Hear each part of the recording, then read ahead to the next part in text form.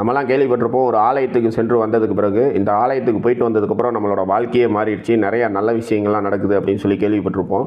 அந்த மாதிரி அமைப்பை வாரி வழங்கக்கூடிய அமைப்பில இன்னைக்கு நம்ம தரிசனம் பண்ணக்கூடிய கொடியலூரில் அருள்பாலிக்கக்கூடிய அகத்தீஸ்வரர் ஆலயம் வந்து காணப்படுறது ஒரு தனி சிறப்பு. யமதர்மன் மற்றும் சனீஸ்வரன் பிறந்த தலமா இந்த ஆலயம் வந்து காணப்படுது.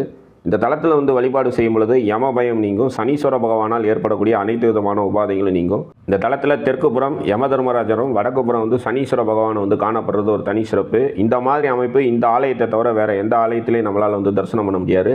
மேலே இந்த தலத்தில் சனீஸ்வர பகவானுக்கு நேர் எதிரிலேயே காலபைரவர் வந்து காணப்படுறது ஒரு தனி சிறப்பு. 7.5 சனி தாக்கத்தால் அவதிப்படக்கூடிய அன்பர்கள் இந்த தலத்துக்கு வந்து இந்த மங்கள அனுகிரக சனீஸ்வர பகவானை வழிபாடு செய்யும் பொழுது 7.5 சனியோட தாக்கங்கள்லாம் நீங்கும். ஒரு தடவை இந்த தலத்துக்கு நம்ம வந்து சென்றாலே நம்மளோட வாழ்க்கையை வந்து வியக்கத்தக்க அளவுக்கு வந்து மாற்றத்தை நோக்கி செல்லும். அதாவது ரொம்ப கஷ்டப்படுறோம் அப்படின்னா இந்த தலத்துக்கு ஒரு தடவை வந்துட்டு போனோம் அப்படின்னாலே இழந்த செல்வாக்கு, இழந்த பதவி அனைத்தும் வந்து நமக்கு வந்து திரும்ப கிடைக்கும்.